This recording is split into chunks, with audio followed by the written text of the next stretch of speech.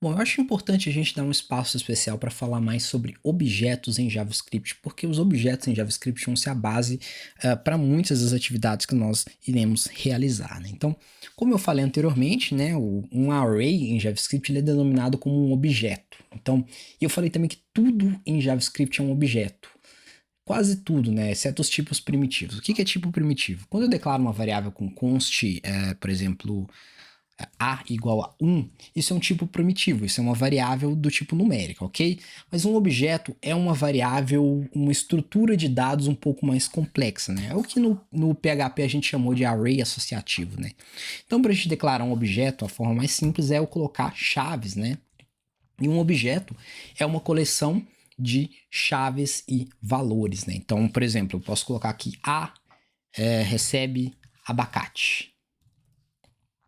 Posso colocar aqui B recebe bola. C recebe cavalo. Ok? Então isso aqui é um exemplo de objeto JavaScript, né?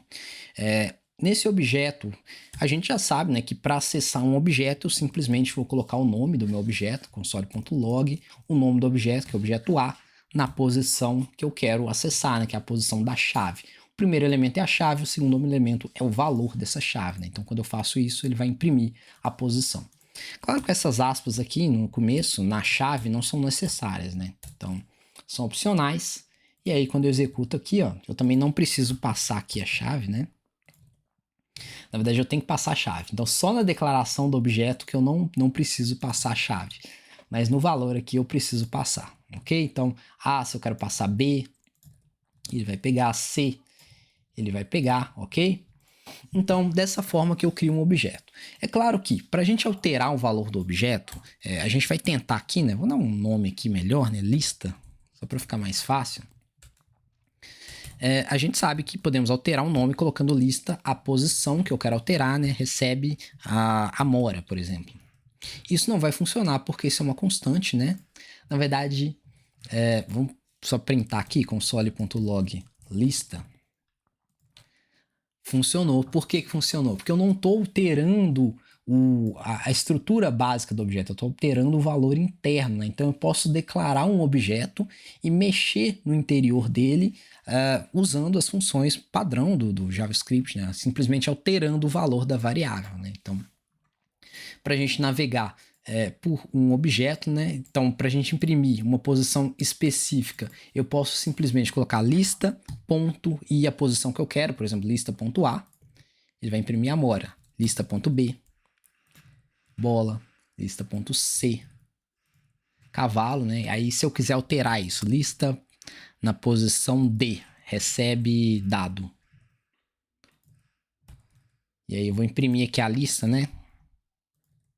Pronto, ele adicionou novos elementos. Então, para adicionar outros elementos, ó, eu posso fazer de duas formas. Eu posso fazer ou desse jeito aqui, ou desse jeito aqui, ó. E de elefante, F de faca, ok? E aí, quando eu printar a lista, eu posso alterar, ele vai adicionar esses dois novos itens, né? Elefante e faca. Então, tem duas formas de eu alterar o elemento da minha lista, né? Então, essas são maneiras de alterarmos objetos em JavaScript, né? E aí, eu tenho várias coisas que eu posso fazer com listas, né? Eu posso criar listas de arrays, né? Então, uma coisa muito comum que talvez você veja é isso daqui, ó. É você ter um array, ok? Um array pegando tudo, né? E aí, dentro desse array, a gente vai ter uma coleção de dados, olha só. Então, vou só alterar aqui. Ok? Então, vou ter aqui uma posição. E aí, eu vou ter outra posição aqui e outro valor aqui embaixo.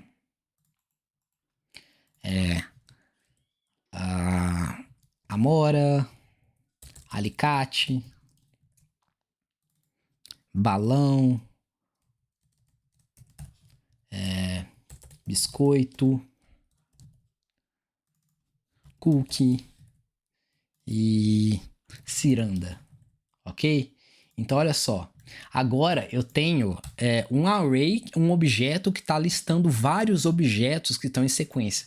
Isso é uma coisa que você vai ver muito em JavaScript, né? Que é o uso de objetos mais complexos, né? Então, console.log lista, olha o que vai acontecer, ó. Ele vai imprimir um array, que é um array composto por vários objetos diferentes. E aí, para a gente imprimir a posição, por exemplo, lista na posição 0, aí ele vai pegar a primeira posição, lista na posição 0, ponto, deixa eu ver, C. Aí ele pega o cavalo. Ó. Então, tomem bastante cuidado ao navegar por lista, por objetos JavaScript, né? Objetos JavaScript, eles são um pouco complexos, né? A navegação por eles pode ser um pouco complicada, né? Mas não é tão complicado assim, né? Se você analisar com cuidado. Né? Então, tomem cuidado ao analisar um objeto JavaScript. É claro que eu tenho funções próprias para fazer isso, né? Não vou me aprofundar muito nisso, mas eu tenho funções, por exemplo, para manipular cada um desses elementos. A gente pode manipular eles usando um for, por exemplo, né? For let i em lista. E aí eu coloco aqui console.log i. E aí ele vai me dar aqui os elementos. A gente viu que a gente pode pegar cada um com of, né? Então peguei os objetos aqui, né? Então dessa forma eu consigo navegar por eles, mas tem outras formas também, né? Como for each, ou então utilizando as funções de mapeamento. Isso já é um pouco mais complicado, né? Que é você pegar um objeto, lista.map, e aplicar ele uma função. Não vamos aprofundar nisso por enquanto, né? Saiba simplesmente que em JavaScript o elemento mais importante é um objeto, né? E a gente tem até um nome especial para quando a gente salva esse tipo de objeto, né? Console.log lista. Quando a gente tem um objeto JavaScript, a gente salva esse objeto em um arquivo de texto. Qual que é o nome que a gente dá? É o nome de JSON, né? JSON. Acredito que muitos de vocês já devam ter escutado esse nome, né? O que é JSON, né? Um JavaScript é um objeto de notação JavaScript, né? Uma notação de objeto JavaScript. E é um formato que você utiliza para salvar dados. Ele é usado não apenas no JavaScript, mas é usado no Python, no PHP, em várias linguagens utilizam esse formato porque é uma forma bem elegante de armazenar dados, né? Então, o formato JSON é um formato original do JavaScript e ele é bastante legal para você utilizar e armazenar dados e trocar informações entre diferentes aplicações. Então, por isso que eu estou dando um destaque especial para os objetos JavaScript. Bom, pessoal, então essa foi a nossa aula. Espero que a aula tenha sido bastante proveitosa. Bons estudos e até mais!